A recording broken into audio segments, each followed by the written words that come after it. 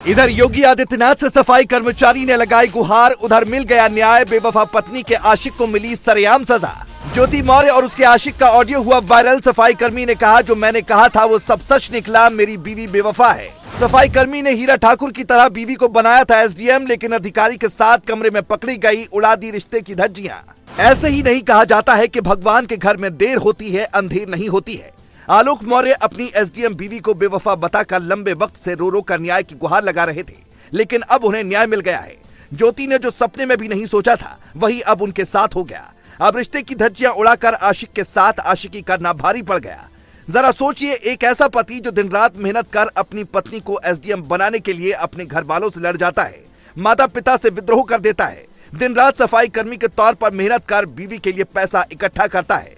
जब उसे बेवफाई मिली होगी तो वो कितना टूटा होगा।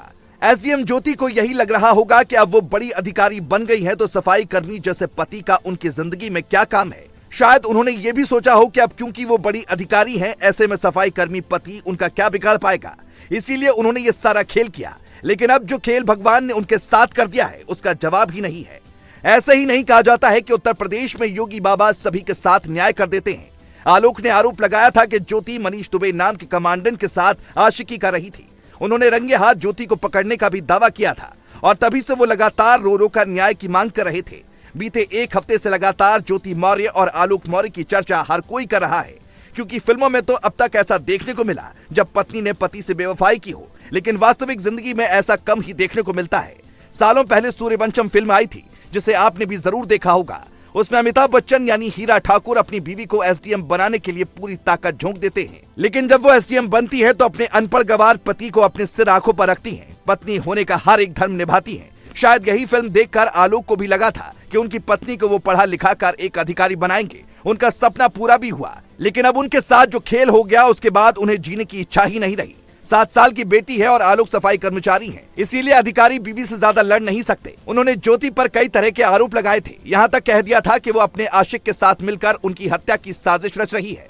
लेकिन जैसे ही इस मामले ने तूल पकड़ा, ज्योति ने अपने पति के खिलाफ मुकदमा दर्ज करवा दिया।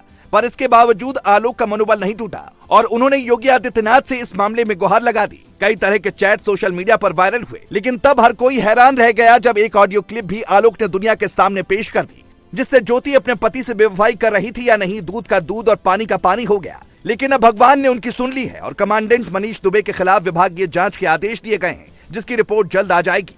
जैसे ही रिपोर्ट सामने आएगी, तुरंत होमगार्ड मुख्यालय की तरफ से मनीष पर कड़ी कार्रवाई की जा सकती है।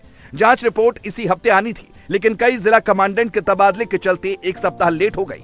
लेकिन योगी के सख्त होने के बाद अब मामले की जांच डीआईजी संतोष कुमार को सौंप दी गई और जल्द रिपोर्ट पेश करने के लिए कहा गया है। आलोक के मुताबिक उनकी पत्नी ज्योति और मनीष दुबे 2020 से एक दूसरे को जानते हैं। इतना ही नहीं, उन्होंने ये भी दावा किया कि दोनों ने उनके पीठ पीछे अवैध संबंध भी बनाए हैं। लेकिन ये वाकई में काफी हैरान करने वाली बात है कि जिस पति ने पूरी जिंदगी मेहनत कर अपनी पत्नी को उसके पैरों पर खड़ा किया, उसी ने ही उसके साथ खेल कर दिया। लेकिन योगी आदित्यनाथ जिस तरह से सभी के साथ न्याय करते हैं, उम्मीद की जा रही है कि आलोक मौर्य के साथ भी न्याय होगा और उनकी जिंदगी वापस पटरी पर लौट आएगी।